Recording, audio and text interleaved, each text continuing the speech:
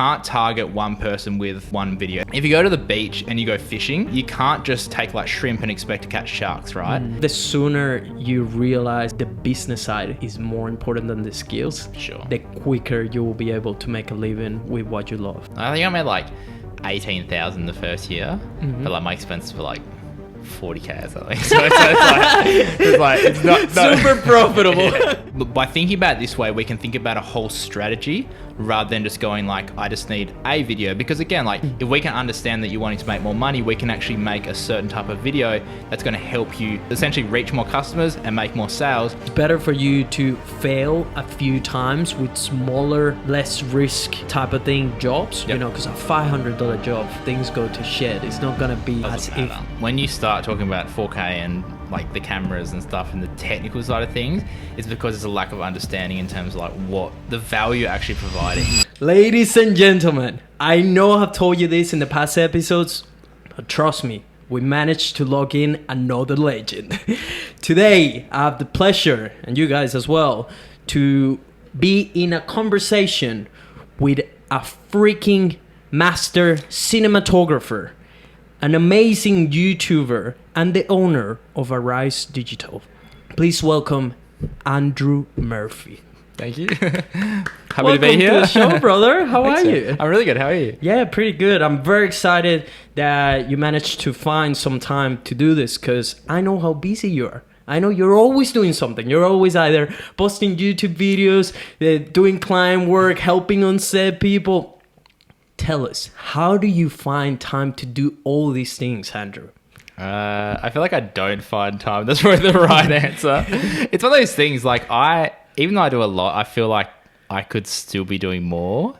Like I feel like everyone's tolerance for busy is different. So it's kind of like, for me, it's like even when I'm, you know, working like 10-hour days or 12 hours days, I feel like there's still more I could be doing. So I don't know, I just find the time when I can. That's the life of being an entrepreneur. Hey, you always feel like you're behind. You never get to a point where I don't think I can ever remember a time where I've been like, I got everything I needed done. There's always something on the to-do list, and if it's not there, I didn't want it to put in there to get myself stressed. Yeah, or like forgot about it, and then like 2 months later, you'll be like, oh man, I should have done that 2 months ago. Completely. But for people that have no idea who you are, can you give us a little summary on who you are, what you do, and how do you got here? Okay, so my name's Andrew Murphy. I am a cinematographer from Gold Coast in Australia. And I run a video production agency called Arise Digital. Basically, we service tech brands and we help them reach more customers through high converting videos. So that's kind of like the business side of things. And then in terms of my personal brands, I've been running my YouTube channel more consistently for the past probably 5 years. I did start it back in 2010 or 29. Crazy, yeah. So you're a legit OG. Yeah, I think it came out in like 2009 or something. So yeah. It was just interesting though. When it first came out, I kind of like started watching and I was like, this is kind of cool. And then I was kind of getting into like doing creative stuff. And then I was kind of like, oh, it'd be cool to just kind of like try and make videos. And I was watching people like Ray William Johnson and those guys that were kind of like making their own like, I guess like TV show, but on YouTube. So it's kind of like I was trying to like imitate kind of what they were doing and then trying to find my style as well. Yeah. So back then wasn't cool to be a YouTuber, not like today, because today you tell people you're a YouTuber and people are like, that's so cool and blah blah blah. But back then wasn't as cool. What made you get started with it? Because it'll be pretty scary back then. Even when I got into it, was around 2016. Yeah. And even then, it was like I'll hesitate to tell people that I was doing that thing because they will be like I remember some even friends saying like how stupid I was for doing that, you know. So what inspired you to do it and push through when people will tell you like, what the fuck are you doing? So it's actually funny. So I started and I didn't tell anyone. So I would do it. Secret. Yeah. So I would. I'm a YouTuber. I would do it on my day off, which was a Thursday, I think. Don't even know why I remember that, but it was a Thursday. and like I would wait till my parents left to go to work, and then I'd set everything up, film it, and if they like came home early, I'd like quickly pack everything down. Like, what are you doing? Nothing. Like you were doing something illegal. Yeah. Because it was like you're saying, back in the day, it wasn't a big thing, and these people that were doing it, like they weren't really making a lot of money when they first started, when the platform first started. So it was kind of like, it was one of those things where it just wasn't very widely accepted. Even thinking about like now as a job, like it's crazy that people have like full-time incomes out of it, sort of thing. But back then, like it wasn't even a thing. It was just kind of like a hobby and stuff. So I guess I realized that I was engaging with it so much, and I was kind of like, I like what people were putting out, and I was kind of like, why don't I just do the same thing, just start uploading stuff? And like when I first started, it was pretty trash stuff. Like, it was just kind of like me talking smack and like doing like weird little videos and talking about gear and stuff. It was always around the kind of like, I guess, like photo and filmmaking. But it basically got to the point where it actually started growing. It was actually interesting looking back at the data. So it actually did start to grow, but I was very like self-conscious back then. So I was kind of like wanting this, I guess, like feedback from the audience that were enjoying what I was putting out, and that I could like continue to do it. Like, it was very based on, I'll keep putting stuff out if you keep like, I guess, like engaging with me. Yeah. And I was kind of like, I was putting stuff out, and it kind of, the engagement kind of slowed down, as it does with social media platforms and stuff. And then I was kind of like, then I would, instead of posting like every week, then it would be like every 2 weeks, and then it would slow down even more because I'm not posting consistently, and then it would be like every 4 weeks. Classic. And then it got to the point where it was just like, I just wasn't getting any engagement, and I just kind of like stopped, because I think just like self-consciously, I was like, I felt like I was putting myself on the line, and no one was kind of like taking me seriously. So I just decided to pull the pin, and that was maybe like only like a year or 2 years into it, and then I had a massive gap between like starting it up again. Yeah, and it seems like you got very lucky to know from the start what your niche was, or the type of videos that you wanted to be making. Because for me, for example, even today, I'm still not like 100% sure of the type of content I'm niching down, because that's one of the biggest things you should do if you want to really grow, right? Like, you need to play with the algorithm and the platform, so they can know who to serve your videos to, you know, and make sure that it's the right people, so you keep retention and click-to rate and all this stuff. So how do you get into filmmaking? How do you get so passionate about it? So when I've been like thinking about this, and like being on a few other podcasts and stuff, and like talking through this, I think what little actually, therapy session. Yeah. Like, I've been talking through this. Yeah, but I because you just don't really, I don't really think about it that often. So it's been good to kind of like go back through that. But I think what actually stemmed it is, when I was growing up, all through my childhood, my dad had a video camera and he filmed everything. So it's kind of like, I've got this massive like catalog of, I guess, like my whole life basically documented. And it's cool. Not that I rarely go back and actually check it out, but it's just cool being like, oh, like, here's me when I was 3 and like at a birthday party. That is and here's so cool. Yeah. And I think just like growing up with that, and kind of always having the camera around and seeing that it was like kind of like documenting what was happening, I think that's what kind of, I guess, inspired me to start doing it. I don't think it was like a conscious thing. It was kind of just like, I just liked making stuff, but I think it was like subconsciously, because I'd had all this kind of like filming going on in my life, it just kind of like pushed me into that direction. But yeah, I think I like the medium that it's like you can film something and then it's like immortalized forever sort of thing. And it feels like even now when I make videos for YouTube, it's like, oh, it's not that great. But then like, you look back in 12, 24, 36 months time, and you're like, that's actually like really cool when you can see where you've been and where you're coming to and stuff. It's I find it really hard to appreciate it like in the moment, but then after time, when you kind of like watch it back, it's really cool.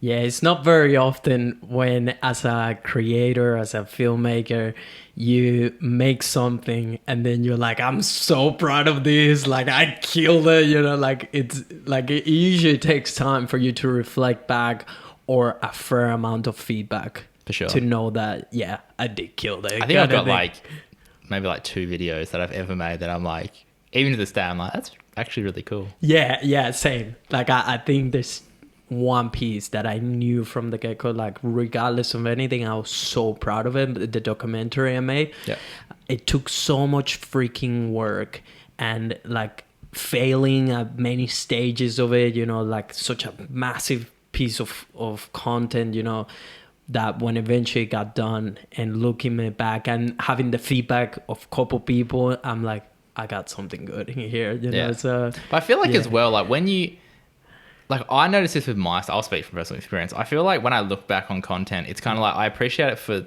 different reasons than I did initially. Like when I'm making say like a YouTube video, it might be like, oh yeah, this is a cool bit of tech and I just want to like test it out. But then like if I look back in 12, 24 months time, it's like, oh, this is actually like a very vital bit of information that's going to help a lot of people when they're kind of like coming up through their like career or something. But like maybe not in the time when I'm making it, I don't really like understand that that's what it's kind of like made for. And also as well, like even there's some videos like you make and it's like it's not great, like it's like the color grading's bad or the editing's bad or something, but then like looking back you kind of like you appreciate it for what it is. And I feel like as well, like sometimes there's videos where like I look back in 12 months time and I'm like, that's terrible. But then like saying like 4 or 5 years, it's like, I actually really like it now. Cause it's like, you appreciate what it is. Yeah. Sometimes it takes a little time as well to grow into love something. I've had that happen many times as well, where I make a video, I'm like, oh, it could be way better. I wish I did this. I should do that, whatever. And then you ended up releasing it. And later on you look back and you're like, actually, that was pretty cool. Like, and it's like you said, like it's not about the result in the end, because if you're chasing just results, there's someone that will have a better result than yours, right? So it's about the journey, about enjoying every step of the process, and there's nothing cooler than just looking back. A year ago, I looked at some of my videos and stuff. I'm like, damn, I've grown quite a lot, you know, like so. Yeah, it's all about enjoying the journey. You did recently a podcast with a couple of your friends, Jason and Tanya. Just Shoot Me podcast. You guys should definitely listen to that episode. So I want to try to cover different stuff so we get the best out of Andrew today. Andrew, speak to me about being a creative entrepreneur. How has that journey been? When did you got started? Like, when was the first time you got paid? You did like a wedding for a cousin or something you mentioned on their podcast. But like, how did the journey start? Because like, how much were you getting paid and how did it start evolving to something that was actually sustainable? So, so I think it was like I finished uni 2012. So it would have been 2013, 2014, and I was working at Kmart Tire and Auto. It was just kind of like a gap year after uni because I just kind of like got burnt out at uni and didn't want to go into like that creative field. So then, I just one day I just kind of got sick of it and I was just like, I'm just going to quit and like start my own business. And I was in the mindset that I feel like a lot of videographers are in, is that if you're just really good technically, you can just start a business and you'll just kill it. But then I realized very quickly that it's like you have to know how to run a business. So for the first 12 months, I just kind of like just winged it, and it was just all like trying to get referrals and like I didn't even really like go out and try like talk to people and get like clients. Like, I was just kind of like, I have a really good portfolio. Like, why don't people know about me, sort of thing? And I feel like that's where a lot of people like are, and they need to obviously like build out that business stuff. So after the first year, I lost a lot of money. Just didn't understand. And then I think it was one of my mates.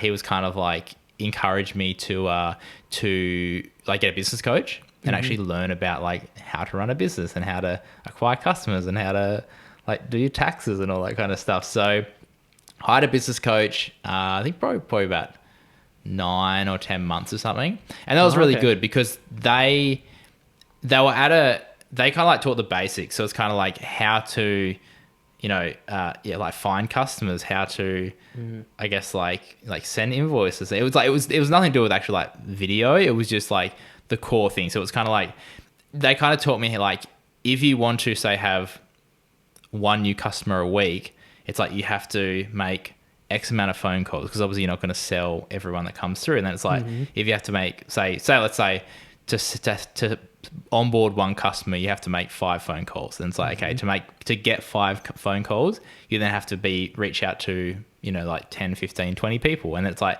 kind of breaking it down into like a structure that's like more like math based rather than like, I don't know, I just need to find more customers somewhere. So that really helped in terms of like structuring the business. And I did that for a bit and kind of like things started to roll over. But then I feel like I got into a stage where I got complacent and I started getting busy and I had like a really good referral system. And then I like really took my foot off the gas. And then I realized that when I actually moved over to the Gold Coast, so that was in 2019, I think it was 2022 now. Yeah, 2019. Before COVID? Like literally a week before COVID. Yeah, okay, so probably 2019, 2020. Yeah. So yeah, when I moved over from WA to Gold Coast, and that's when I really realized that, I don't have any structure in place to actually like get new clients because it was just all referrals and it was all through agencies. And obviously, as you come to a new city and you don't know anyone, and it's like then COVID hit as well, and like I couldn't meet people, I couldn't go out socializing and stuff. So it's like I'm trying to run a business with no lead gen source, no way of kind of like meeting new people. And then that kind of like, it took me a while to realize that I need to like kind of start figuring that out. Yeah. But that really solidified like you need to know just like the basics of business, I guess. Like no matter what you're doing. And I guess like whether you're a videographer or I don't know, like a gardener or whatever, it's like you can love what you do. Like obviously you're passionate about doing the thing. But if you want to run the business side of things, you have to understand how to run a business as well as, doing the work. Yeah. And I think as creatives, it takes so long, right, to put those pants of like, I'm not just a filmmaker, I'm a business owner. It took so many years for me. And I feel like I finally solidified that new belief, this year. And it's paying off because like compared to even last year, in 4 or 5 months that we have so far on the financial year, I already made more money than my entire last financial year. Yeah. So it put things into perspective. My skills, they're better because you just continue to get better the more you do. But I wouldn't say I'm like 3 times better than I was. But my business skills are like 10 times better than what they were, so, and that just translates into money. Not just into money, into like better clients, easier closing as well when you have someone coming on the door and all this stuff. So yeah, I think the sooner you realize like the business side is more important than the skills, sure, the quicker you will be able to make a living with what you love. Sure. And I feel like it's kind of, like it's hard that a lot of people have to find it out the hard way. But it's like when you think about it, it's like if you're passionate about something, it's like, and you're doing it for someone else, then you realize that you're getting paid, like $25 an hour to make someone a ton of money. So you're like, why would I work for them when I can do this for myself and make the money that they're making? Not considering that, like if I then go to do it myself, I can't just do the work. I have to do all the back end stuff as well. So yeah. And that's the other thing, like before that I would tell someone to, before pursuing that thing that you wanted to pursue or start a business, like first have some money in the bank. Because I don't know about you, but I did it the crazy way. I just went nuts on emotion. Then I was like, I had an event happening. Like I had the loss of someone dear to me.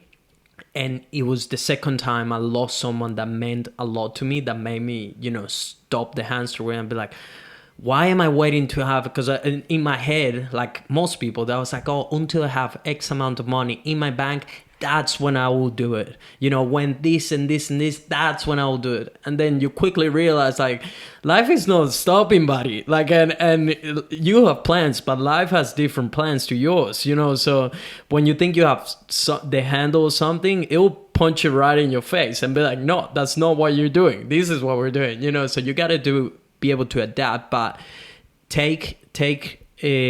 like have some risk management, like I've made a lot of risky decisions that I managed to pull them through, but I would say that like don't go that crazy, like take some time. You really want to quit, make a plan. things don't happen by accident. Like you can't rely on luck. Luck is not predictable. So you have to have some sort of plan in place. Like maybe it's not having 20K saved because your life and your expenses don't really need 20K, but at least, figure out, if it goes to worse, you can't sell, depending on what you're doing, if you can't sell your service or your product and you won't have any clients, customers, whatever, can you survive for 6 months? Things like that, like having those things in place. Do you had any plan when you decided to pursue it? Yeah, so I had some savings. So I think the first year I lost like $20,000 something, which thankfully it's like I had savings, and then obviously like I think I made like 27,000. I think I made like 18,000 the first year, but like my expenses were like 40K or something. So it's not super profitable. Yeah. So can I invest in you? Yeah. So after that's when I was kind of like, okay, well, if I keep continuing down this path, it's not going anywhere. And obviously, like I clearly don't know what I'm doing, so I need to find someone who does. And I feel like back then it was kind of like I didn't value investing in like coaches and stuff, but I feel like the more so recently, like this year, I've realized that I would prefer to pay someone to save me time and like pay someone like a lot of money if it's going to save me a lot of time. Because like, it's just like I don't know if you heard of this thing where it's like, you obviously like there's stuff there's stuff you don't know, but then there's also stuff you don't know that you don't know. Yeah. So it's like, if you don't know that you don't know it, then how are you ever going to figure it out? Yeah. So that's when you need someone on the outside to be able to look at your business and go, okay, this is where your holes are. This is where we can patch stuff. Because again, like you're just blinded to it. It's like, if you don't get help, you will just never be able to fix the issues. Yeah, that's the biggest thing. Hey, like not knowing what you don't know. And yeah, for example, when I recently went to a workshop with Chris Do, I'm on my way there with Guillaume. I was just thinking like, I just want to know what I don't know. That's exactly what I was thinking. Because then that opens your mind to a new perspective and a new way to approach the problems that you have at hand, right? And Alex Hormoz is also big on that. Like everything I listen to, he keeps saying like, pay people that are experiencing whatever skill you're trying to acquire to just fast track skill. Yeah. How much money you have spent this year on education? Because when you told me this, it blew my mind. So I'm saying like $36,000 on coaching. Well, break it down for us. What kind of stuff have you invested in education, and which ones paid off, and which ones you would say like, oh, probably I should have not buy that? Yeah, so I'm doing. I'm currently part of a 12-month coaching course, which is group coaching, and it's been good. I've got a lot out of it. But what I'm realizing is like, I'm not getting the support that I feel like I need to be able to like really excel faster. And it's not like, it's nothing to do with the program. It's just that obviously like I went into a group course rather than like a one-on-one. So only in the last like say month, I've hired a one-on-one marketing coach because again, like I was chatting to him. He's actually one of my mates from back in Perth. I've known him for a while, but I was chatting to him and he's like, there's just no point you jumping into our group coaching program because like you just won't get what you're wanting to get out of it. So he's like, let's do one-on-one. And then it's like each week we can just sit down and go, this is what your checklist is. And these are the steps you have to put in place to be able to grow your business to the next level. And especially as well, like I've done a lot of coaching, but there's just stuff that I just forget about. Like I'm not a business expert. Whereas like if you bring someone in who knows how to teach people to grow their business, they have like a framework and a structure that actually works. So they know what you need to do and where you are and what the next steps are to get you to that next level. So is it just between those courses? Yeah. Is it? Yeah. Okay. And then you said like the guy told you like you're not gonna get what you want. What is it that you want? So I need the one-on-one support, I've noticed, just for like kind of like my personality type. So like obviously in group settings, it's like the group ones are more like you go through their program and then you can kind of like ask little questions here and there. And so like some weeks you just, other people ask questions because you only have like a certain amount of time with the coach. And obviously like they have to divide their time between X amount of people that are in like their group coaching sessions. So yeah, just from that, I was kind of like, I would love just each week for someone to be like, here is 4 things you need to do this week. And it's like, just get these done. And it's just like, it's just easy for me. I don't have to think too much. And I know that as long as I keep putting in these steps and keep hitting these like goals or like checklists and stuff, then I'm going to move the business in the right direction. Yeah, you're going to keep moving the needle. Let's provide some value to people. From all this money you have put in these courses this year, summarize to us the 3 biggest lessons you have gotten away from these 2 courses. 3 biggest lessons. Like that, things that you'll say, yeah, it paid off just by learning these 3 things. I think number 1 would have to be selling stuff at high prices is all about mindset. Because it's not like it's... And I think that's from the group coaching, that's the number 1 thing I've got is I wasn't confident enough to say like go to a client and be like, you know, this project's going to be $25,000 something. Like when I said that, it was like I'm not perfect. Like I'm still kind of like get a little bit nervous, but I'm not like I think it's like please it's $25,000, like freaking out. I know that feeling, yeah. But just like having the coaching around that and them like showing kind of like the way that they essentially broke it down and helped you get through it is like film a project and count your hours and then basically like go through like a standardized like rates list for say like a feature film or something and then go like if you did every single one of these roles and calculate the hours, it's like it ends up being like a $10, $15, $20,000 project sort of thing. So it's like that helps you realize that what you're actually doing is like worth the amount that like these big budgets that you're actually providing sort of thing. And I feel like because like we're going back to if you're a videographer and you don't have the business side of things, the only thing you can do is compete on price because you have no differentiating factor sort of thing. So it's like you go, okay, it's I don't know, $3,000 and someone's like, I got a 2K budget and you're like, okay, let's do it for 2K. Like, and then you do a 2K video and then someone's like, oh, I've only got 1K and you're like, okay, let's just do it for 1K. And you're like, you kind of like, your prices are all dictated by what clients you work with. And if you keep attracting the wrong clients, then obviously your prices are just going to stay where they are. Yeah. Okay. So mindset, the mindset around charging more. Yeah. That's the first one. What are the other 2? For sure. Number 2 would have to be, I think, and this is like, it's been solidified in my coaching, but it's something that Alex Hormozi said, which is better, more new. And essentially it's like everyone does it backwards. So it's like if something's not working, you try to find a new market or a new audience or a new customer or something. And then it's like if that's not working, then you try to do more of it, which is like the exact opposite. Essentially his theory is if something's not working, just get really good at it. So get better. So it's like once you've got as good as you can at doing something, then you can start doing more. And then once you're starting to do more and better at doing the more things, then you can start finding new things. So his whole theory is like one customer, one market, one product. So it's like choose one product and just dedicate all your time to it and just just provide the most value you can and get the best you can at it. So say, let's just put it into video perspectives. If you just did, I don't know, like social media videos or something. It's like just get the best you can at making social media videos. And then once you're like the best at it and you're building like a bit of a client base, then go, okay, we do social media videos and we also do brand videos or something. Like, you know, like start expanding the services that you offer.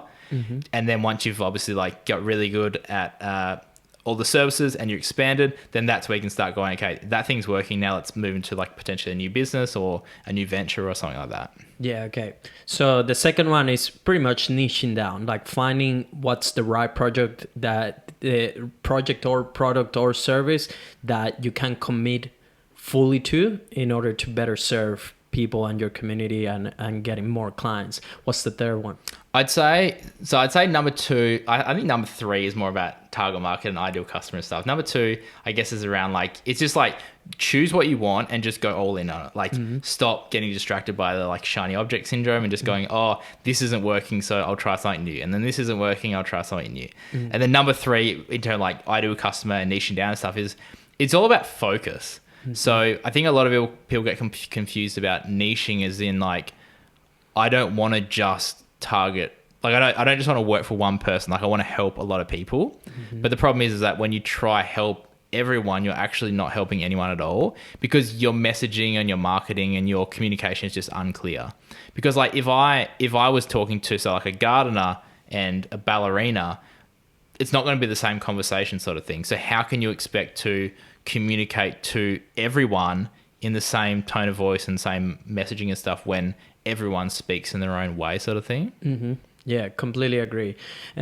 I want to go back to something you mentioned that is a scenario that we all have encountered at some point. When it's like a client calls and he's like, hey, I have this really cool project, blah, blah, blah. Oh yeah, that's going to cost $3,000. We only have $1,000. And then, you go like, yeah, okay, we'll do it for $1,000. So how do you get out of that trap? Because I think that's one of the most common scenarios that happens to filmmakers and photographers and creatives in general, that how much you should be charging, or maybe you don't know yet, because if you knew, you actually will be charging that, but you have an idea that project is not $1,000, but you end up taking the project. So why do we do this? Why do we fall in this trap, and how can we get out of it?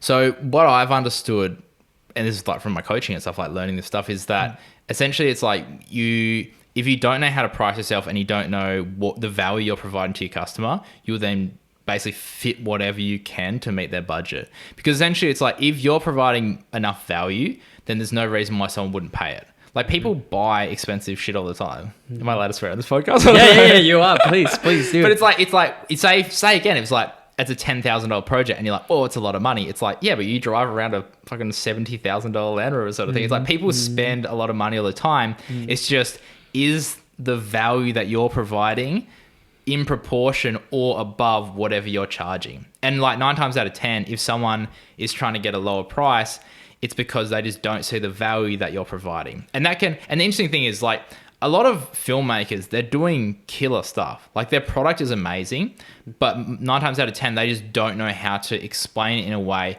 that the actual like client or customer understands it in like value terms, I guess. Yeah, and who determines value? The client. You don't determine the value. So that's an important point of distinction. It's not about charging $50,000 to a project or whatever just because of the sake of saying the number. You have to, I broke it down a little bit with Guillaume on the episode, but basically, start with, how much is it going to cost you? Like you were saying, if you were to hire people, even if it's just yourself doing the job, like you're going to do photography, you're going to do videos, you're going to do lighting, you need 3 cameras to make it happen, you need a drone. How much will it cost you if you were to hire all that gear, if you were to hire all those people? And then also like your whatever expenses you have, if it's, renting the place, the fuel, insurance, subscriptions, all these things, the overheads, your taxes as well.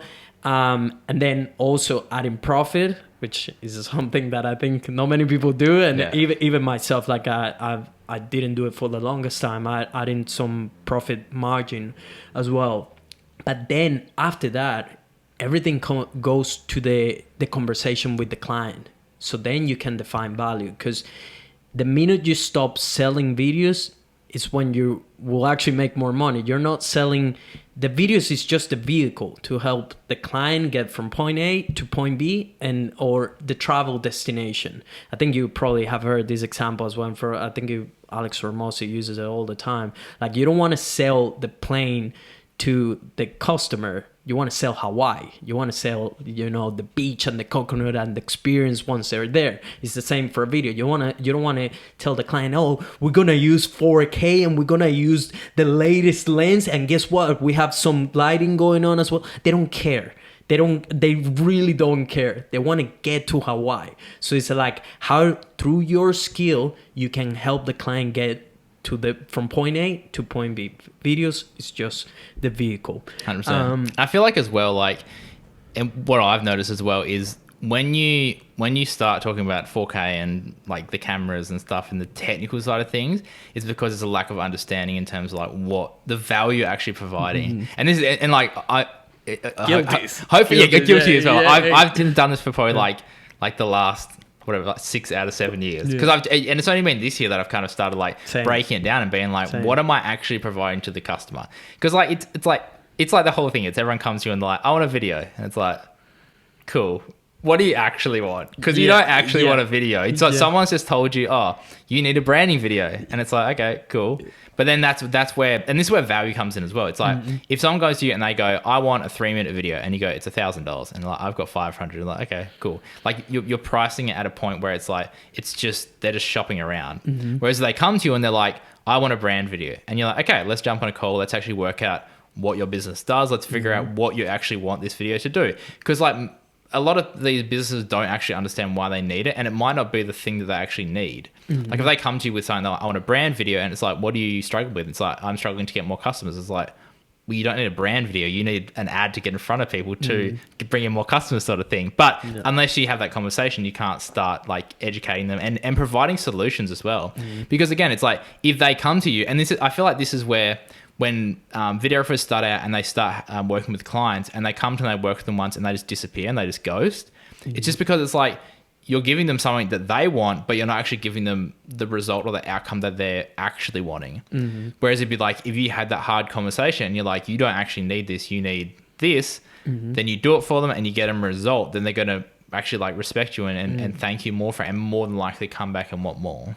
Yeah, completely. And you nailed it with everything you said. And it like, the minute you start implementing value-based pricing, it changes the whole dynamic of your relationship and conversations with clients, and it takes practice, mind you. Like even now, I have had quite a few calls talking value-based pricing and all this stuff, and I consistently consume content about it. But until you do it like many times, you won't be completely dialed in. And it takes practice to ask the right questions, because that everything comes back to, have you asked the right questions? When you don't get the job, when so you like the client doesn't ask more or something, were you asking the right questions? That it normally comes back to that. So it's mainly about staying curious, 100%. like if a client comes to you, then do you want to do a role play? I think one with Guillaume. Let's do one to see. It'll be interesting to see how different we all approach it and stuff. All right, so don't break it until we finish the conversation. Okay. Am I the customer or are you the customer? No. So I'm the customer. You're trying to sell it. Okay. Get ready. I'm gonna be a hard one. Okay. Hey Andrew, how are you, mate? I found one of your ads actually. Seems like you do tech videos or something? Yeah. So basically we help tech brands reach more customers through high converting videos. So yeah, awesome, dude. I want a video. How much? I guess it depends on really what you're wanting. Do you want to let us know a bit more about kind of like what you guys do, what you offer, what kind of products and services you have? Yeah, mate. So look, we started a phone brand, and we're trying to take over Apple. I really think we can. So we have our special phone. It has a whole bunch of stuff that people have never seen on the market. So I really think we should. I've seen Apple and they have great videos, and I've seen your work, and it seems like you could do that for us. So yeah, but basically we just want a video that will show our product that hasn't been released yet. So yeah, how much for a video like that?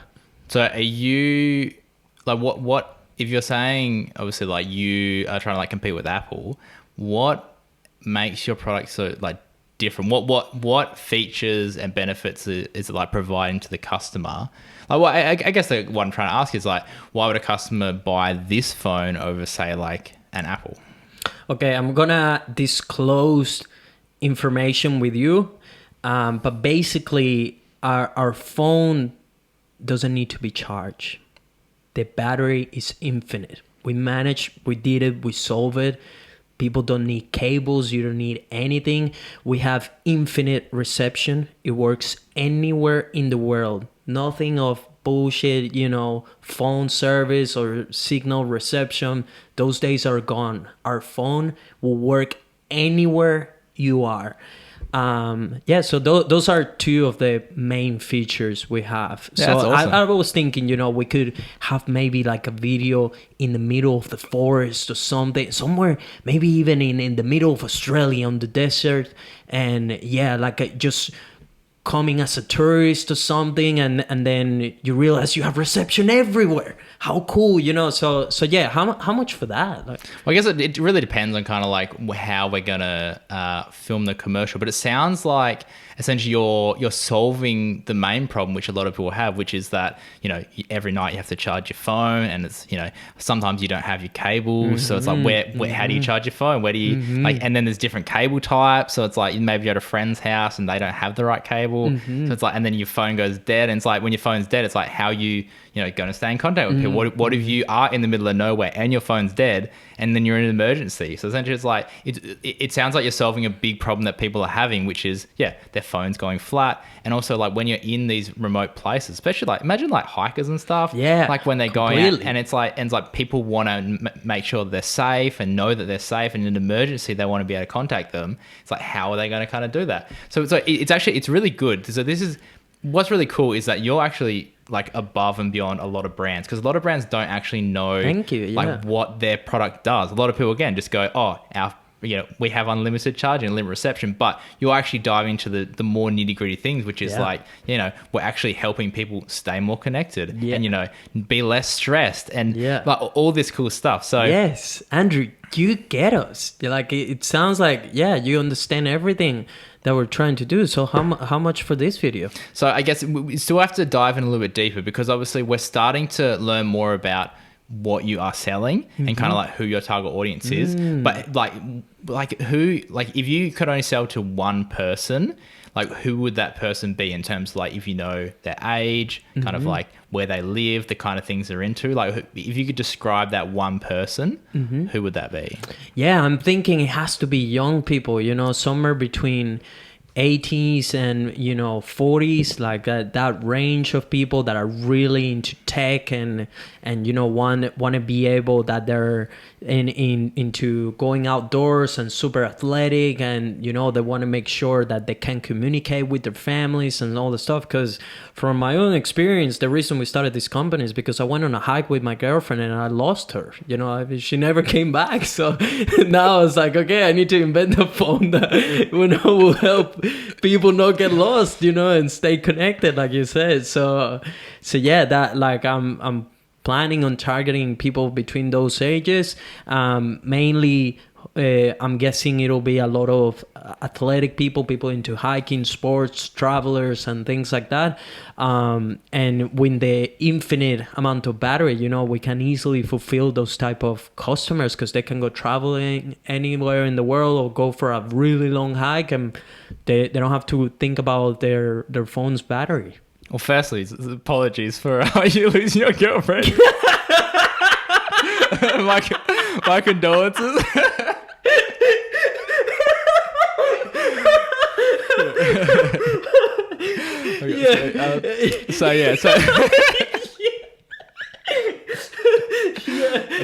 Thank you, Andrew. Like, wow, that was really nice of you. Sorry to hear about that. But okay, do you mind if I ask you a little bit of a personal question? But if you were to think about kind of like where you are now, and if you think about where you would be in the next 12 months, like think about where you are in the business, and obviously like we're looking to launch this product and kind of like get some content and stuff made. If nothing changed between now and the next 12 months, how would you feel in 12 months time? Yeah, man, like I said, we haven't released the product yet. We just want to get this video done so we can release it. Everything is set in place. But if everything goes well, we're gonna sell each phone for $10,000. That's our price.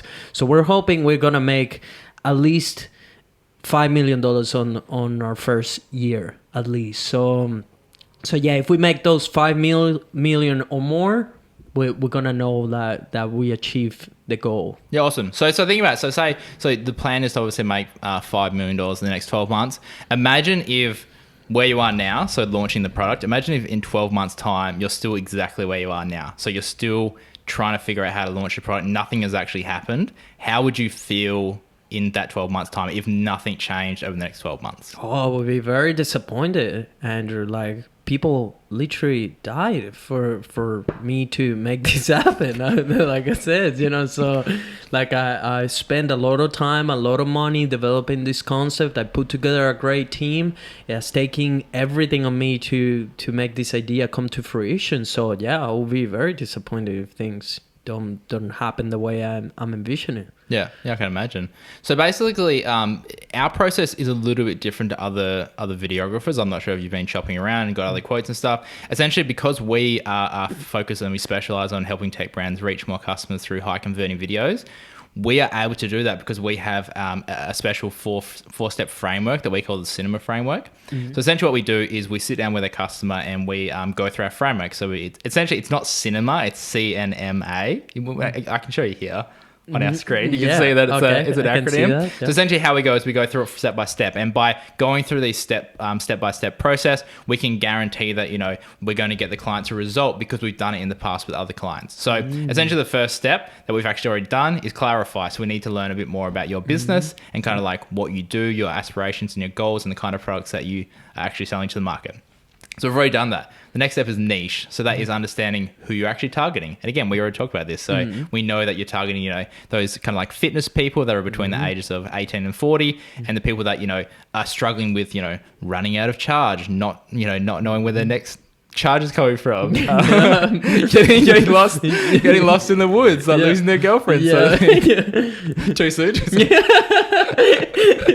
So that's the second step with the growth, and we're very clear on that. So next step is M, which is match. So now because we actually understand where you are, the customers that you're wanting to go, and you've also explained to us kind of like where your goals and aspirations are for the next 12 months. So you want to hit that $12 million mark. Your price point is about $10,000. So if we work out, that's about, let's just say 100 units a month. Yep, sure. So essentially, now we know where we're going to go. We can go to M, which is match, which is basically now we can actually start talking about how that looks in terms of a content strategy plan. So from what you're saying, you obviously wanting to launch the product, you're wanting to keep marketing it through the next 12 months. So we can start in one or two ways. We can either start with a launch video, or what we can do is we actually put together plans where we can build out a full marketing campaign. So instead of just having one video to launch it, essentially we can build a launch campaign as well as supporting content. So then, like, I'm not sure if you understand like how funnels work and stuff, but essentially you're going to bring people into your business. Some people are going to buy, some people are not going to buy, and there's different kind of like stages that everyone's in. So some people will know about your product, some people won't, and some people won't even know that they have a problem to begin with. So you can't target one person with one video. It's kind of like, if you think about this, if you go to the beach and you go fishing, you can't just take like shrimp and expect to catch sharks, right? So you go to the beach with a very specific type of rod, type of bait, and type of hook to catch a certain type of fish. So we have to think of our marketing like this as well. So essentially, we have a certain type of video that's going to target a certain type of person in a certain part of their journey. So by thinking about it this way, we can think about a whole strategy rather than just going like, I just need a video. Because again, like if we don't understand the kind of video you need and what you're actually wanting to get out of this, because it sounded like you're wanting to make more sales and make more money. If we can understand that you're wanting to make more money, we can actually make a certain type of video that's going to help you make more, so essentially reach more customers and make more sales. And because we have our 4-step cinema framework, we know that from previous clients, we've actually followed this framework and it's actually made them more sales because they're more high converting videos. So for example, we actually worked with a company more recently, and we made a high converting commercial for them, and they launched their product and they made over $1 million in pre-sales in 60 days. Yeah. So, and that was because we followed our framework and we understood who their audience is, the benefits their product was actually giving to the market. And then we basically just compiled that into a video that basically just regurgitated exactly what we're talking about now. Yeah. Like we showed them someone in the middle of the forest losing their girlfriend. So essentially it's like that's our whole approach. So then obviously we can match, we can obviously we need to sit down and kind of go through with our strategy team about the exact kind of videos that you would need, and then we can actually put that into place. But if you think about it this way, so let's say our target is to sell, say, 100 units a month, right? Mm-hmm. So if our product is worth $10,000 and we're trying to sell 100 units a month, that's on average, we're trying to make $1 million a month in revenue, right? Mm-hmm. So it's like if we were to launch a campaign and we were to sell 100 units a month and we were to make $1 million a month, like what would that feel like? Oh, that would be incredible. Like, well, I will know we will be on track to our goal. Yeah, so that's exactly what we want. Yeah, cool. So if we were to be able to launch a campaign and say on average we were selling 100 units a month, over the 12 months we'd hit you'd make $12 million sort of thing. So you'd smash out your $5 million goal and you'd well and exceed that. So if our goal was to sell 100 units a month and we were trying to make $1 million a month, like, would it be reasonable to say that, this campaign, like a video that we make is worth $25,000 if the end result is to essentially make you on average $1 million a month for the next 12 months? Wow, $25,000. Because I'm gonna be honest, what we really had in mind was $1,000 video. So, wow, 25 is a lot more than the budget we have for this. So if you think about it, like I remember you saying at the start of this conversation that you are trying to compete with Apple, right? Mm-hmm. So if you think about Apple, like let's just throw out some numbers. What kind of numbers do you think they'll be spending on their campaigns to be able to make the billions of dollars that they're making, sort of thing? Would you imagine that they're spending $1,000 on videos to make, like you've seen them, you've seen the quality they're doing, you've seen how big the scale is. Like, do you think that someone would be able to make that kind of video for $1,000? Yeah, no, now that you mention it, it seems like their videos will be way more expensive than that, actually, now that you put it into perspective. But yeah, like, unfortunately, our budget is just for $1,000.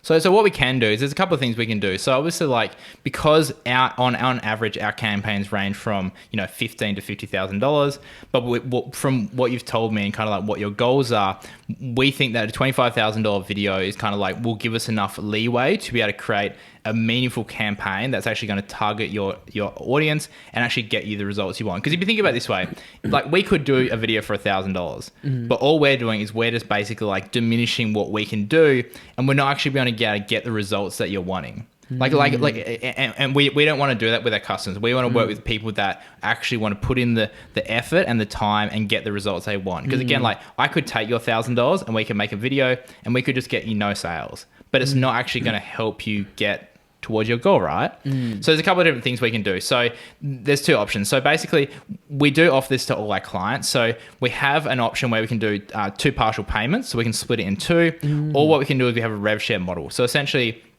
if you can't afford it now, we have to obviously like dive in to make sure that you are a brand that we want to work with. What we can do is we can basically have a smaller upfront cost, but then on the back end, we take a percentage of all sales. So let's say for example that we charged you $1,000 up front, and that kind of helps us cover some of the costs. But then what we'll do is we'll take, say, a 5% of all your revenue for the next 12 months. Wow, okay, 5% of the 12 million. Yeah. Is this guaranteed? Yeah, so essentially it's like we don't get paid unless you get paid, sort of thing. So until you start making money, you don't have to start paying us. But think about it this way, it's like, say if best case scenario, we made you the $12 million over the next 12 months and we take our 5% cut. So we're taking 600. So essentially if we took our cut, we're taking, you're going to be paying us $600,000 over the next 12 months.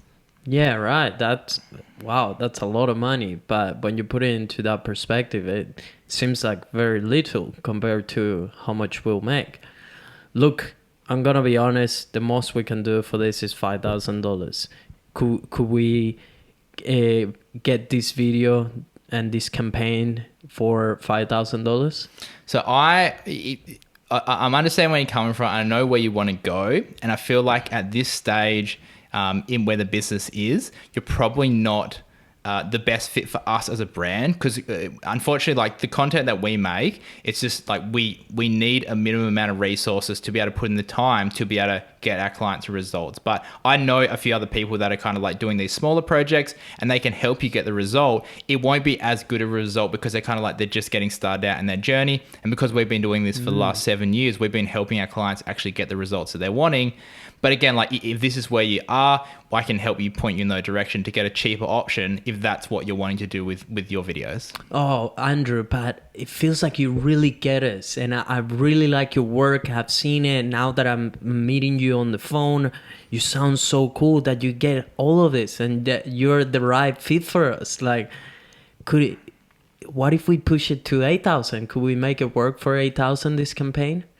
So I guess we could, but again, like thinking about this, like going back to your end result, if you were to see where you are now and you're about to launch the product, and then again going back to in 12 months time, if nothing changed, because again, like we could make a video for you, but if it doesn't get the result you're ultimately after, you're going to be in the exact same issue. You're actually going to be in a worse space than where you are now, because you still haven't launched your product and you've just spent $8,000 on a video that hasn't actually got you what you want. So if we go back to that, it's like, is it worth spending $8,000 to potentially maybe get a result? Or would you rather spend the right amount of money and allow us to put in the time to actually follow our framework to be able to get the result that you're wanting?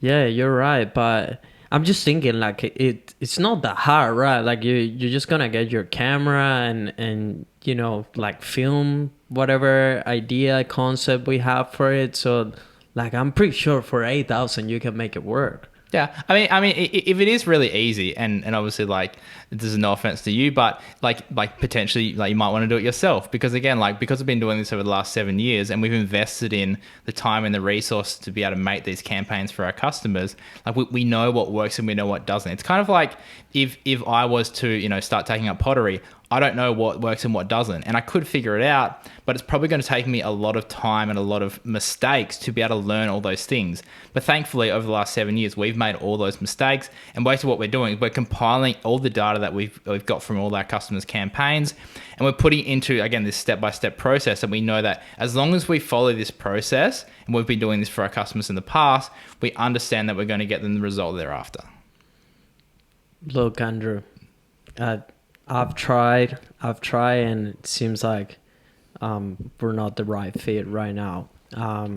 So yeah, you sure you don't want to take the $8,000 to do this campaign for us? Because we're gonna be huge, and honestly, we could even pay you in some exposure, you know. So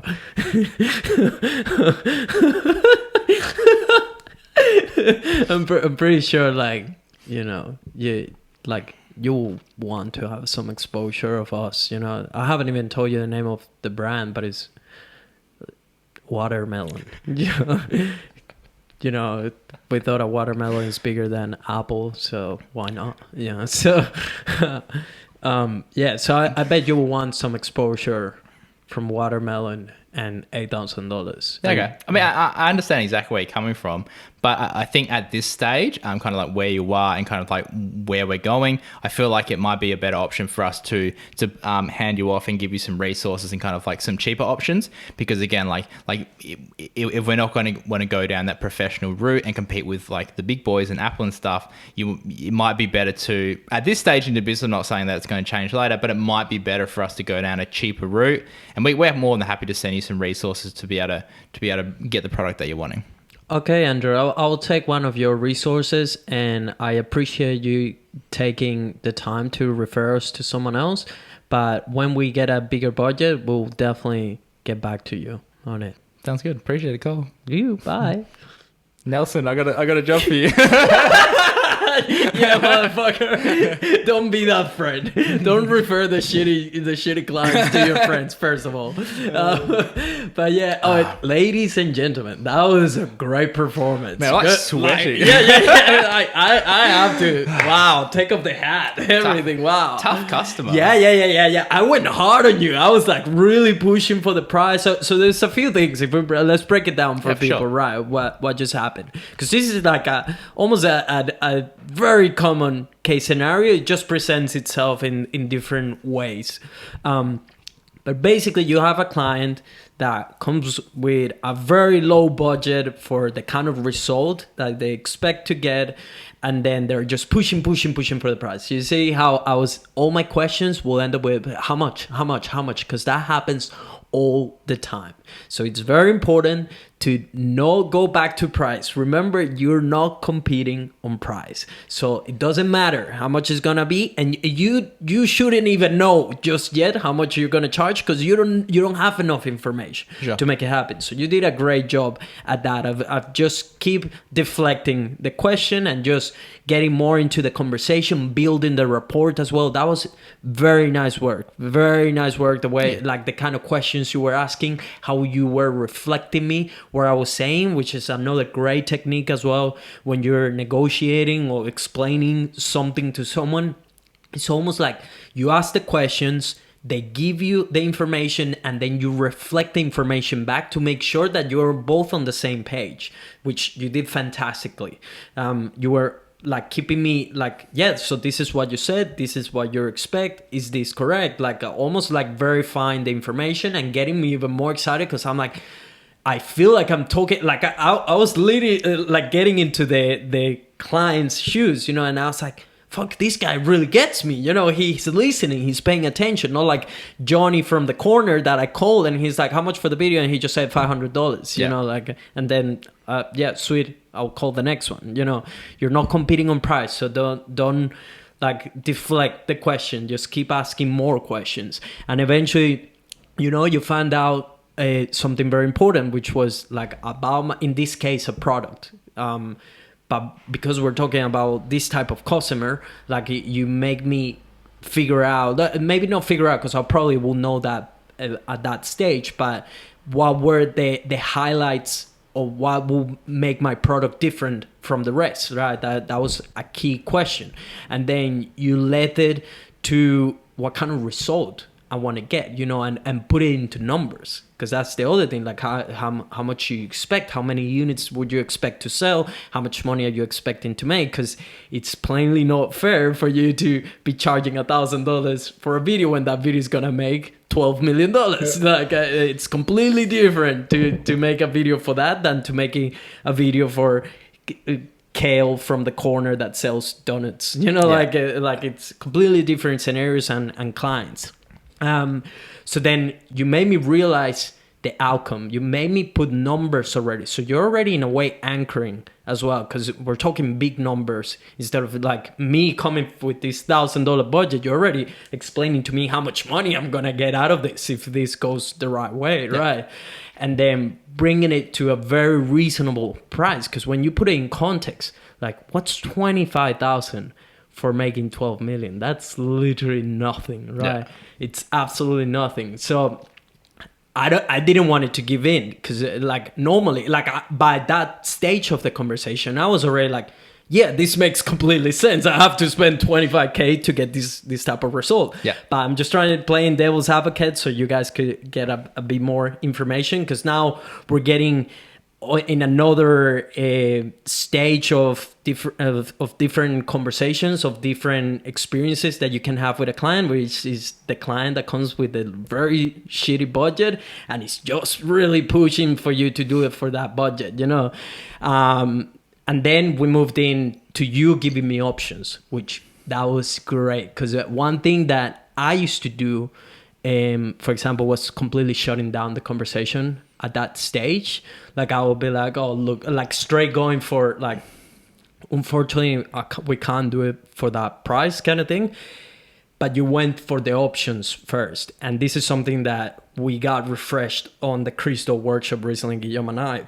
That is like, always keep options to the client. That's much better than just shutting the door, unless someone is being like completely disrespectful or something like that. But you gave me options. You were like, we can charge you something up front, and we take a commission later on, which is a shitload of money. And like as a business, you will want that 5%, even though it sounds not too much. You have a lot of cost, overhead, employees, blah blah blah. That like you need to have a big profit margin in order to keep that massive business running. So obviously when you see that, it's like, do I rather pay 25K or fucking pay later almost $1 million or whatever, you know? So, you gave me options there. You were like, we could do that, or, you know, payment plans could be another option, you know, offering the client like, hey, we can break it down in 3 payments. I think you mentioned that one as well, breaking it down on 2 payments or something. And then you can do the referrals kind of thing. So you had that as your last resource, which is very smart, right? Because then I still, like I said, I was playing the tough client and the tough annoying client, just pushing for that to happen for that little money. And then he gave me the options. Now it's like either me go with him or I have to go somewhere else because he's not budging. And then from that I was like, you know, they always have more money for the budget and stuff like that, especially when it's big clients. Like they come to you with very little money, but soon you'll find out that they have way more. They were just price shopping. Yeah. So then I went to you with 5, but you know, the limit we had in mind was 8, let's say. And you still hold your ground, which is the most important thing. Hold your fucking ground and let the price sink in and the options sink in as well. Like, don't underestimate the power of silence, of just saying your price or saying like, these are the options, and just fucking stay silent. Because I know the urge that you get, especially when it's a live call with a client and you see the potential and you're always thinking like, fuck, that's still 8K, you know, like, but you got to think bigger. You got to think of the actual project itself and how much value you're gonna get, and that you, in order for you to get that result that you're promising or in some way like saying that you're gonna deliver, you really need that budget in order to make things happen. So like, just stay silent. Like, silence is such a powerful tool when it comes to negotiating. Like, just stay, if you're in front of someone, if it's over the phone, you can, you know, just chill. But if you're in front of someone, body language is key as well. Like, say your price and don't flinch. Don't be like, you know, like we were joking about it before, like 25, whatever. But like, you know, like say it. And it takes practice. Okay, you don't get comfortable saying big numbers so quickly. Like, but when you understand where that price comes from and how you're gonna be able to get them that much money and that many results, and obviously your confidence that you're being able to build with your skill through time and practice and whatever, it's gonna get very easy for you to say, yeah, okay, you're gonna make 12 million. Yeah, it's gonna cost you 25K to make this happen. So yeah, is there anything that you think I missed from this roleplay we just did that could be valuable for people? So a couple of things that on reflection, I could have done to help, like, I guess, like solidify that value more is, one thing you mentioned was that the product itself is worth $10,000. So again, if I'm like, so we need a 25K budget to make this happen. So what you can do is you can go, is it reasonable that over the next 12 months, you're going to sell 3 units? So that would make $30,000. That would pay for the initial video. So it's like, if we were to make a killer video and over the next 12 months, at a bare minimum, you sold 3 of these units, at least you would make your money back. So that's a good way of that's a great point. Of anchoring to that. And then it's like, kind of like, okay, I think we could sell 3 units sort of thing. Because then because then again, it's like you can then anchor it again where it's like, okay, how many units do you reckon you would, like, what is a minimum over the next 5 months? Say you sold 1 a month. So that's 12 units. That's $120,000. Like, again, if we made this $25,000 video and at a bare minimum we sold 12 units from this video over 12 months, we're still making 120 grand. Like that, we're still making like nearly 100 grand like profit, profit, but like extra money from this sort of thing. And the other thing that I'm not sure if you picked up on this, but this is something that one of my coaches taught me, is when you refer, or someone's like, oh, this is my budget, and you're like, this doesn't work for us, but there are other options. One of my coaches said, refer to other options as cheap, not like lower priced or less, because when you say cheap, like cheap is one of those words that kind of like, it digs deep, because it's like you're saying, like, you want to be professional. So if I'm like, oh, you just need a cheap video, then you're like, oh no, hang on, like, stop there. I know what, I'm not a cheap video. And it like, you're obviously not wanting to like offend the person, but it's like, but just being like, oh yeah, like there are cheaper options out there. It kind of like cuts a little bit deeper, and it helps solidify the fact of like, oh no, that's not what we want. So they kind of like I don't know what the word is, kind of like self-analyze. Yeah, like almost like self-impose, yeah. like what they're actually wanting out of it. Yeah.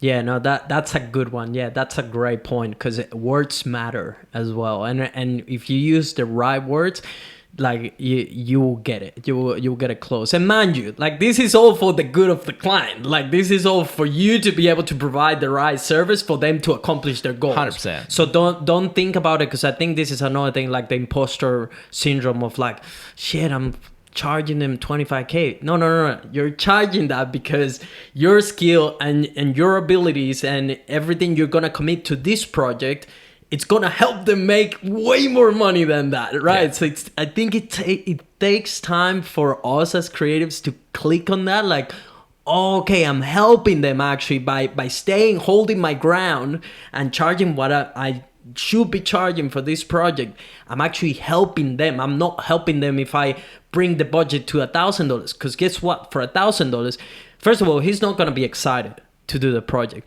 Second of all, he's not going to bring all his gear, because he's like, fuck it, like my camera is way more than that. You're lucky if I film you with my phone. Yeah. You know, he's not going to really be on more projects with us. Maybe he'll do this video, but like he's not going to want to stay working on the long term, because it's like, these guys don't get it, you know, like I'm providing way too much value in here. So like I said, it's getting out of that mindset that, you know, you're just charging too much. You're not. When you understand where that price comes from and you're able to break it down for you and then for your client, that's when you get the better clients and the bigger budgets. For sure. As well.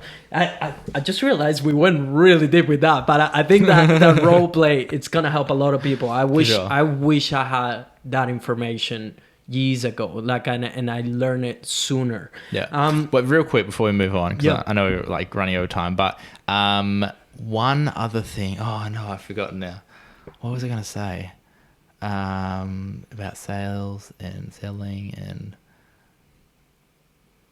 I've lost it. When it comes back, let me know. You're providing a lot of value, so we need to get all the little nuggets.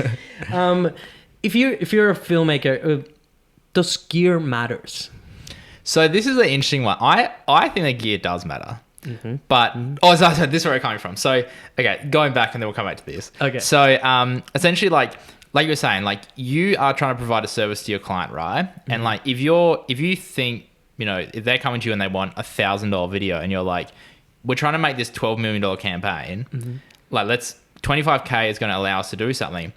If you think about what the difference is between $1,000 campaign and a $25,000 campaign, it's like you have budget to hire the best locations, you hire the best talent, you actually can bring on crew to be able to do bigger things. Like you can make it big. Like Apple doesn't spend $1,000 in their videos. They hire. Apple literally hires the best cinematographer, the best director, the best producer, like the best in the world, because they understand that if they bring all these minds together, they can create like an absolute killer campaign that's going to give them the result they want, which is just like worldwide domination, basically. Yeah.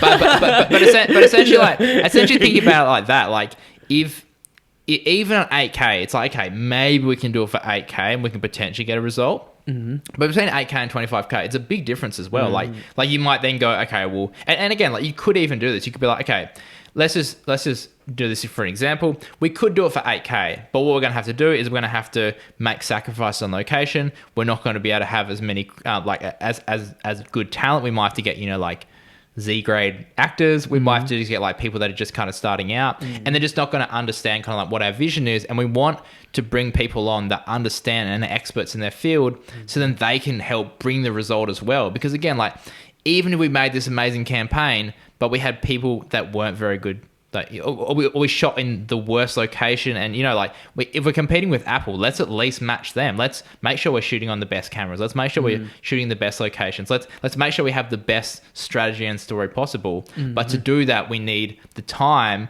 which obviously equates to monetary value as well. It's like we need the money there to be able to put in the time and work with our team to be able to bring that value to you. Yeah, completely. You completely nailed it with that. Like, Yeah, definitely like learn more about value-based pricing and how to have these type of conversations. Just quickly before we move into the Gear Matters, because I know now for people like us or maybe Guillaume as well, like it's like, yeah, of course, like that's the way we should be having our conversations and blah blah blah. But for someone that has been charging $500 or maybe $1,000 for videos or for their services and stuff, when they hear these numbers, they're like, it feels like unreachable. You know, like for the longest time, it felt to me like, man, it's not, like nobody's gonna pay me to get 25K or 50K or 100K, you know, until it happens, and then you're like, what? That it's like a big eye-opening moment, right? Like, and so if you are at that stage of the $500,000, maybe a little bit more, whatever, like, how do you get there? How do you get to a place where you can charge this much? So the big difference is the actual clients itself, because like so one thing a couple of my coaches have taught me, but there's always people that'll be cheaper and there's always people that will be more expensive. And on the flip side, you're always going to lose customers because you're too expensive, and you're always going to lose customers because you're too cheap. Because when you think about it, like say if Apple came to you and they're like, we need a video, and they've gone through the whole thing, and you're like, it's $10,000. They're like, nah, we've got $1 million budget. We'll go somewhere else. Mm-hmm. So it's like, so I think people are more scared of losing jobs because they're charging too much. Whereas you have to think of it, it's like you might be losing work because you're charging too little as well. Because again, if someone comes to you and they're like, I want a video, and it's like, it's $1,000, you're like, I got 10K to spend, and I know that 10K is going to get me a good video. Like if you're only charging $1,000, you probably aren't as good as someone who's charging 10K. So that's the other thing as well. It's like the more you charge, the more people actually value your work, and the more it's just inherent value as well. Because it's like if you're paying $100,000 for a video, you want to make sure that like or you would assume that person is like absolutely killer at what they do, and they're actually going to get your result. Whereas when you're starting to charge those smaller amounts, it's kind of like, man, like if you spend say $500 on a video, it's like if I get a result or not, it doesn't really matter. Like it's only $500. Whereas spend $25,000, it's like you're a lot more invested, and also you trust the company more because it's like I don't know how to make a campaign that's going to make me money. So I'm trusting you to understand that, like what we're wanting and where we're wanting to go, and trusting your expertise and like putting that forward. In terms of how to attract the right customers, I guess it kind of depends on the number one thing you can do right now is your portfolio, I guess. So if you are producing work that looks like a $500 video, then you're going to keep attracting people that are like a $500 video sort of thing. And like passion projects is a huge thing, and that's one of the techniques we use as well, is like look at an Apple commercial, look at like an Amazon commercial, look at a Google commercial, look at how they're producing what they look like, and strive to make a portfolio that actually looks like that. Because when you start having portfolios and content that actually looks high end and looks big budget, then people then look at it and they just look at it and they go, oh, he must be charging, X amount of thousands of dollars to make this thing. And then as well, you start attracting those customers that actually have bigger budgets. So then when you start going, I don't know, and even if you stepped up from 500,000 to say, 3,000 to like kind of like slowly make your way up there, it's like I feel like you do have to make those stepping stones. Like very rarely can you go from charging $500 to charging $25,000 because it's just your mind just isn't there. So you might have to go, okay, I'm charging 500. Let's charge, 2.5. Let's charge 3,000 for a project, and then you start doing that for a bit, and then you get confident with saying that, and you're like, okay, now I'm confident that I believe I'm providing more value in this. Let's go to $5,000, and then that might be another jump, and you kind of like you have to work your mind around that, and then you just keep like moving your way up. Yeah, and for the longest time, I think when you're there, you don't realize it. You have to experience it to get it. But for the longest time, when I had no work, I was like, fuck, I really want work. And then I found work. And I'm like, fuck, I really want more work.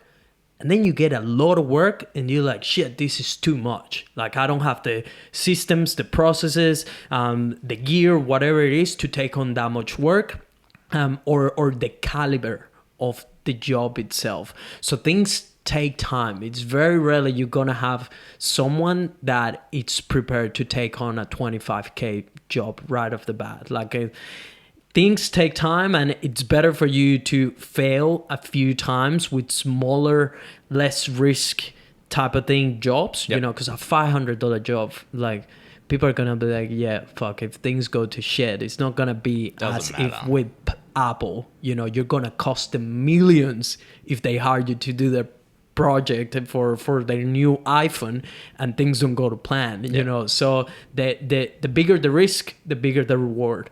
You gotta see it like that, and just keep practicing, keep educating yourself with business side of things, and especially around value-based pricing, because at some stage it's not more about the skills. Like, once you know how to make a decent video and all of this, like, you could be making a shitload of money and you don't need to be at the top kind of thing. Unfortunately, that's the reality of And things. if you think about it in terms of like a business, like at the end of the day, a business wants more customers, more sales, high conversions. Like that's their end result. They want to make more money. Like, everyone just wants to make more money. So if you had two businesses, two videographers, and one charged, you know, so one had the best gear in the world, but their videos, you know, didn't make you more sales, didn't reach more customers, didn't actually hit your goals. And then you had someone who was shooting on an iPhone, but they actually made you the results you want. It's like, at the end of the day, it doesn't, like we're talking about, it's the vehicle. It's like, whether you're shooting on the best gear in the world or an iPhone or whatever it is,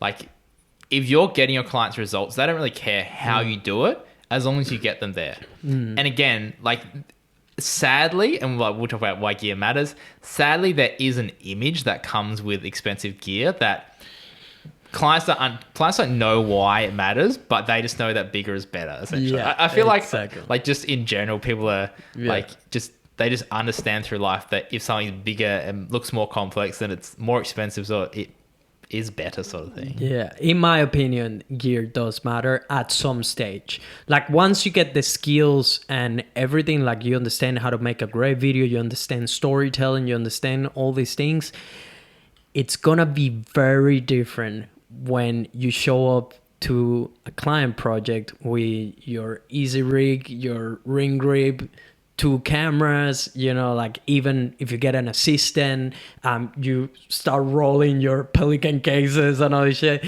it does make a difference. So that you can see it, like, literally in the client's eye. And if you were the client, if someone shows up and I'm paying $25,000 for a job and he shows up with his little camera and a shotgun mic, like, I'll be like, really, man? Like, I just pay you this much money and this is what's gonna get. Unfortunately, that's how it is. You know, it doesn't matter if that's a red Komodo or whatever it is. Like, unfortunately, we eat on that. You know, it's just like when you see a really nice car, you instantly go like, shit, you know, like that guy must have paid a lot of money. Your client, when they see you rolling with all this expensive gear, or sometimes it doesn't even have to be expensive. It just has to be big. It just has to look impressive. Because even, like, if you think about it, if your client has made videos before and they've never had lighting, which when we first started, a lot of clients had never had lighting. And I remember the first day I rocked up to a set and it was like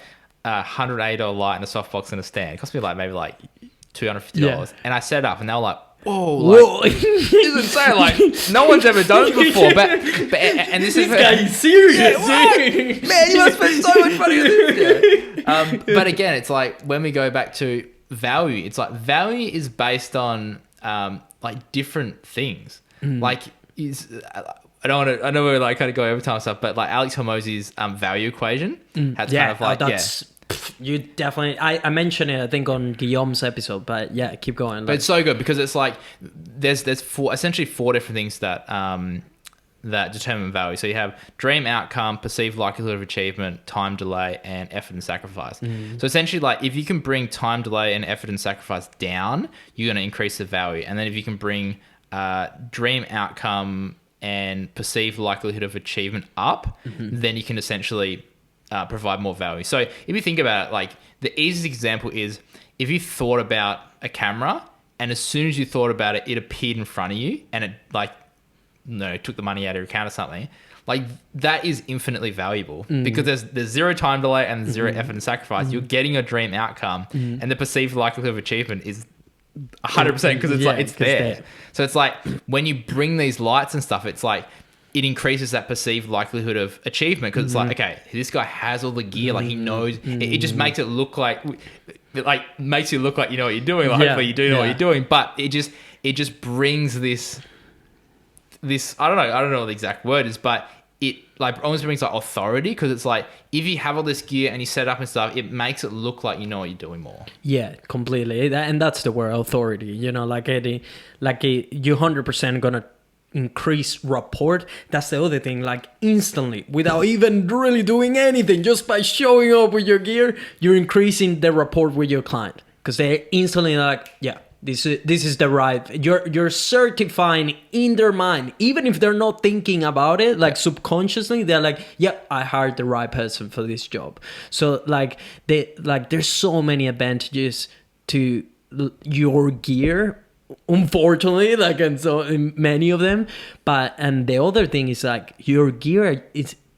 Technically, it should just make you work more efficiently, be more productive, and make your life easier so you can get a better result. That's the way I see it. Like because that's the other thing. Because then we said like, oh, gear does matter, and then someone that is listening like, oh, I've been wanting to buy that lens for the longest time, and it's a lens that they actually don't need, that there's not gonna bring any value to them or to the work or to their clients. Yeah. You know, so it's like I think it's knowing what's the right gear that it's gonna bring you actually value, which leads me to the next question.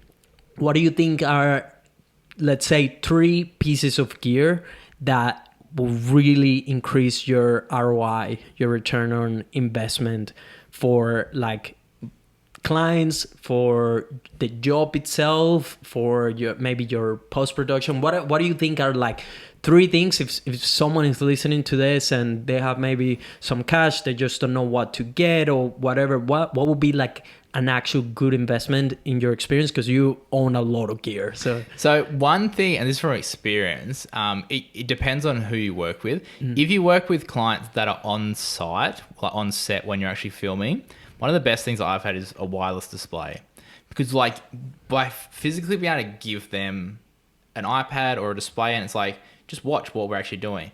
Like I remember the first time I gave my client an iPad and they could see what I was filming and they were like they couldn't believe their eyes. They were like, how is the feed getting from there to here? Yeah. And the other thing as well is not only does it increase value in terms of like your perceived value, because you look like you know what you're doing and you're giving them something that allows them to see what's happening.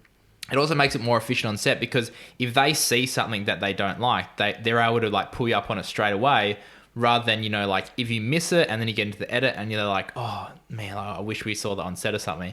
Because like everyone's kind of like looking at different things and trying to getting distracted kind of like on when we're actually shooting and whatnot. So yeah, definitely a wireless display. And like you can get them pretty cheap now. I think you can get them for like, you know, like $500-600 or something.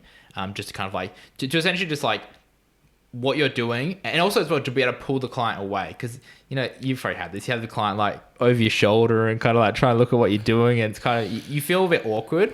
Whereas if it's just like, hey, just come over here, like we'll get you a little chair and we'll have a little stand. You can just see what's happening, and then we can kind of like go over stuff, and like if you have feedback or we'll kind of like, if you watch and then afterwards we can be like, okay, we're going to move to this shot. Are we happy with where we are and stuff? If that's kind of like how you work, I don't know how other people work. We typically don't shoot with clients on site. We do all ourselves with just our team. But that is definitely number 1. Number 2 is good audio. Because if you have really bad audio, and I think I've started noticing this more when I'm watching other people's ads and stuff, there's been so many ads and the audio is so bad. And obviously like I'm a filmmaker, so I know how to fix it, so it annoys me more. But it's like, if you have bad quality video but good audio, you can still figure it out. But if you have really good quality video and bad audio, your mind just you have to burn too many calories understanding what's actually going on, like processing the data, so you just tune out straight away. So definitely number 2 is good audio.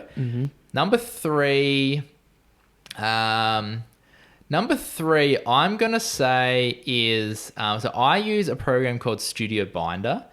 And basically what it is when you start getting to these bigger scale sets and productions, is there's like a set thing that kind of happens, especially for like our production. So when we onboard a client, obviously we we send some concepts over, and then once we do that, we do a full script. So we actually script it in like a film format. And then in Studio Binder, it allows you to basically work through this process in a super easy way and makes it a bit more efficient. So we'll write our script for our client. Once we've done that, then we can start looking for cast and locations. Then we can obviously write a shot list, and this is all in the software. And then from there, we can then do our storyboarding. So we can actually set up our storyboarding. Once we do that, we can then basically pull all that data into shot lists. Sorry, not shot lists, call sheets. So then when we have our team, because typically we work with 3 to 6 crew on set, depending on how big the production is. But it's like people need to know where they're going, what kind of stuff we're shooting. So by being able to like make our call sheets, we can send that out to all our cast and our crew, so they know what's going on. They have some extra information there, like like where it is, wardrobe, all that kind of stuff. And then what's the other one we got? And then as well, like when you start getting to bigger things, it helps you manage stuff. So say if you're shooting a food commercial, and you kind of like, you might have the script, and then in another place you've got the kind of like props you need, and then what the food you need, and then like someone else. It's like, it kind of just all consolidates it into one place, and it kind of breaks it down. So for example, like in the script, you might say, so-and-so chops up a zucchini. And basically what we can do is we can highlight it, and we'll basically catalog all the information in the script, and then we can just basically spit out a thing. And it's like, if someone's going to go props, so we had someone's buying props, we can just spit out the props that we need. And it's like, here's the list. Can you make sure you understand, go and get that stuff? We might have like food. So it's like, can someone go to the shops and buy this? It just helps like make it more efficient when you start getting to those bigger scale productions. Yeah, right. It sounds like a lot like Milanote or something like that. Yeah, so it's essentially that, but it's specifically designed for the film industry. Yeah. So Studio Binder, I think it's an industry standard for like feature films. Oh, wow. Okay. Super professional. Right. Yeah. Yeah. I like all the ones that you mentioned, and audio, like it's a key one. Like the minute you invest into a better mic, and microphones are one of those things as well that they last a very long time. Just like a lens, when you invest in a lens, it holds its value very well. Same with microphones. So it's not like camera bodies that they're changing like every year, almost every month at this stage. Yeah, sure. However, if you have excess cash, the first thing I do is, where are you currently stressed in your business, and figure out what that is. Because if you're stressed about where your next client's coming from, a new camera and a new lens isn't going to fix that. It's not going to fix that. That's like when you go into, okay, maybe I need to invest more in marketing. Maybe I need to invest more in my sales process. Maybe I need to, figure out, design a new website to attract the kind of person I want to, or even maybe I need to, build out a better portfolio. So instead of spending that $500,000, $2,000 on a new bit of equipment, invest that in yourself, hire people, hire locations, film projects for yourself to be able to expand and build on a better portfolio to start attracting those clients that you want. Yeah, completely agree. That's great advice. Like, don't think that a lens or, even the mic or whatever, a transmitter is gonna, solve this specific problem that you have. So if you have some cash and you have an issue, first identify clearly what's the issue, and then put that money towards the business to help it. We haven't been able to get into all the questions I have, but you had so many questions from YouTube and all these things. So we're going to have quick fire round. We're going to have to save it. I want to save it for another episode because I know you will have a lot of good insights for people. Yep. So we will definitely going to have to make this happen. Again, I knew. What did I say? I said we're going to bring the value, and we did it. We brought Andrew freaking Murphy. So just to close in, like what are 3 pieces of advice you will give to your younger self? Invest as much money as possible in time saving. And I'm only now, like I said, I'm spending $36,000 a year or something this year to essentially fast track my growth. And I guess if I boil this down to one thing is, if you're going to do something eventually, just do it now. Because it's like, if you're like, oh, I need to invest in marketing, but I'll wait until I have the money, or I'll wait 3 or I'll wait 6 months. It's like, if you're going to do it eventually, why not do it now and start reaping the benefits from it right now? And it's like, I used to always think of loans and debt as bad, but it's like, if you can, invest in something now to give you the skill set to make you more money, like that is worth investing in right now. Because again, it's like we're saying, buy more gear doesn't necessarily make you more money. But if you invest in, a marketing project or a coach or something that's going to teach you the skills to be able to make, 10, 20, 30 times that amount of money back sort of thing. So that's probably the number one thing that I would tell myself. Number two is less focus on technical, more on like understanding what clients actually want. Because at the end of the day, it's like we're saying, clients don't necessarily want video. Like video is just one method. You could get podcasts or photos or like there's a host of different things you could do to get the result you want.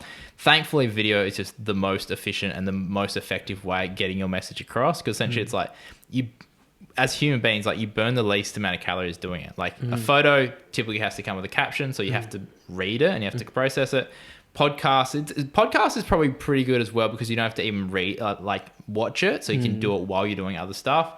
But in terms of video, it's like you don't have to click nowadays. Like things autoplay, you just watch it and you just absorb the information. So thankfully, we're in a very good field that's kind of gonna have a lot of growth in the next kind of like. Essentially, it's like I feel like it's just always gonna be one of the most highest converting methods. Number three would be consistency, but also just kind of like not being too caught up on how long things take. Because I feel like when you first get started, you're like, I want to make $1 million in a year. It's like, and if you don't hit it, then you get disappointed. But it's like, as long as every day you're getting a little bit better at what you're doing and you're putting steps in place to move you towards where you want to be, but that's super valuable. And it's when you start getting to a week where it's like, oh, you're not really doing too much. And then it gets to 2 weeks, and then a month, and you're not actually doing anything. Then that's where you need to start kind of like catching yourself and being like, okay, I'm not moving to where I want to go. Is this helping me get to where I want to go? And if it's not, then stop doing whatever you're doing and start doing things that are actually going to move you towards that end goal. Yeah, good job. Good job. Those are 3 great nuggets right there. There's another thing that I was like, oh, we'll save it for another one, but I'm too curious. I need to know what. There's a Miss Murphy in your life. How does that play out? Because you're an entrepreneur, you're always busy, you're always working, you're doing YouTube, you have clients, you have marketing campaigns, you're here with your favorite Venezuelan doing this podcast. Like, how do you manage the time for the relationship, and how does it play out for the? Because I'm trying to speak to the people that they're super heavy into what they're doing. Like they're putting all their time, energy, and effort into making this thing that they really want happen, right? Or make a living with what they love, whatever it is. But there's also a negative to it that you become very lonely. Sure. Like it's a very lonely journey, especially as a creative entrepreneur. Because we do everything ourselves. We do the editing, we do the shooting, until you are able to afford people to help you, and scale all those things. So how do you manage that? Like the relationship, the time for it? Yeah. So thankfully, Mrs. Murphy, Ash Murphy, shout out to her. Is just super supportive. She's awesome. So we only just got married May this year. Congrats. Thank you. So freshly married, but she's awesome. Like she's very understanding of kind of like the goals that I want to hit. And like when we set our goals, we kind of set them together. So it's like we both know where we want to go and like why we're putting in the effort that we're putting in. But I would say I am a terrible person to give relationship advice or anything like that because I haven't been diagnosed with like ADD or ADHD, but I know that I have one of them because I get hyper focused and she notices as well. So like, especially right now running this marketing campaign and building everything up, like I've just been like 110% focused. And unfortunately it's come to the point where like she's had to pull me up and she's like, hey, we haven't been hanging out. Like, but thankfully she comes to me and she's like, hey, I've noticed you've been too focused on this. Like, let's start putting in a bit of order. And she hates it. But what works for me is that if I schedule everything out, it makes more sense. So like in my calendar, every Tuesday from 5 p.m. to say 10 p.m, we have date night. And I know that at 5 p.m. on a Tuesday, everything stops. And that's just relationship time. And now it's getting to the point where because I'm just spending so much time and I'm getting so focused on these things, I'm having to kind of like book out time to like have a relationship. And she hates it. And she's going to hate it. She's going to hate that I'm saying this. But it's like, but for me, that's just how my mind works. Like I'm just all in on this, and then I'm all in on this, and I just don't think about other stuff. So it's like, if I don't do that, it's just, I just don't think about it at all. So I feel like a really good schedule and a really good using your calendar more, that helps me a lot, because it's like, then it's like, I have an hour and I'm just focused on this. And then once that happens, then I got an hour to focus on this. And I try work between 8 and 5 each day. And then kind of outside of that, I try tune off, which is, it's very hard when you're running your own business sort of thing.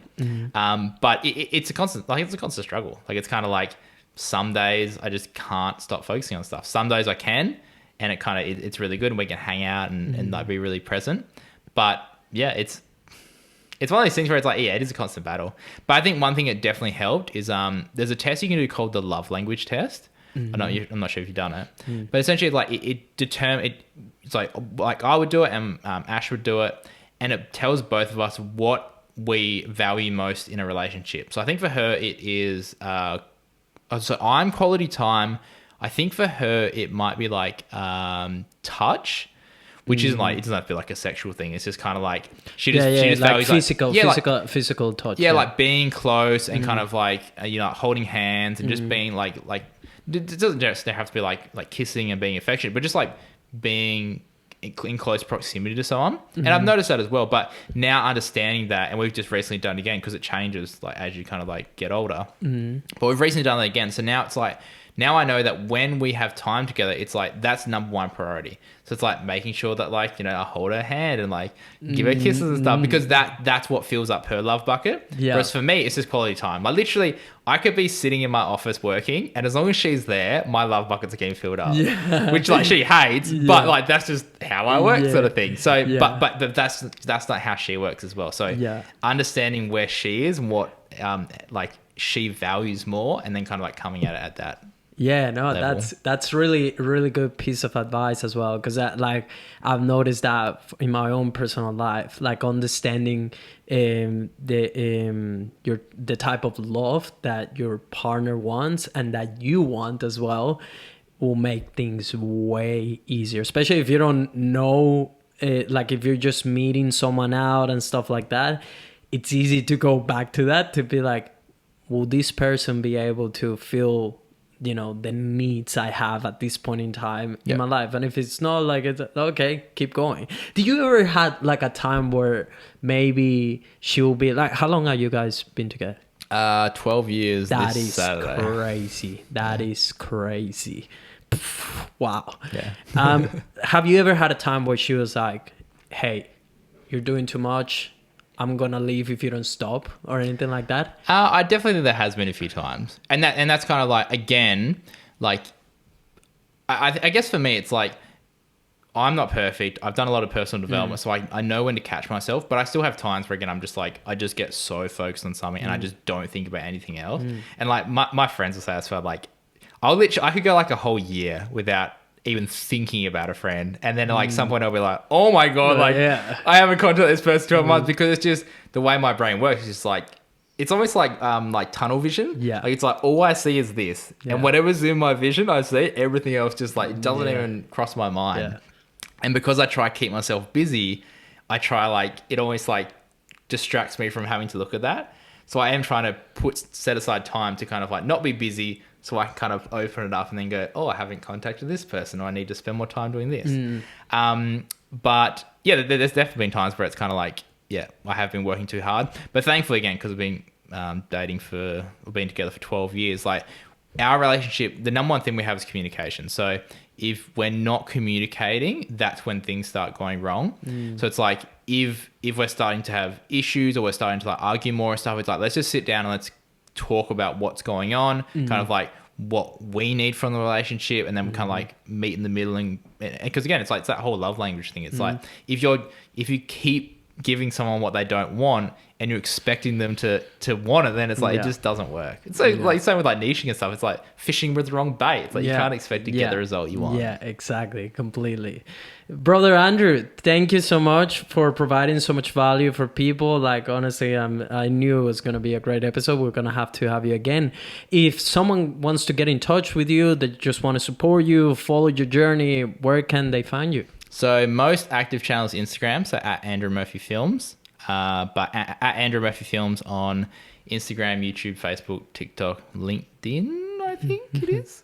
And then in terms of if you are a tech brand and you're wanting to reach more customers with high converting videos, arisedigital.com.au is how you can reach us there. Yeah, sick. You know, he's the best in the game from this conversation. So thank you for tuning in, and we'll see you on the next episode. Good vibes for everyone. You. How was that? How long was that? That's 1 hour 42. I saw it and I was like, oh man, I'm talking to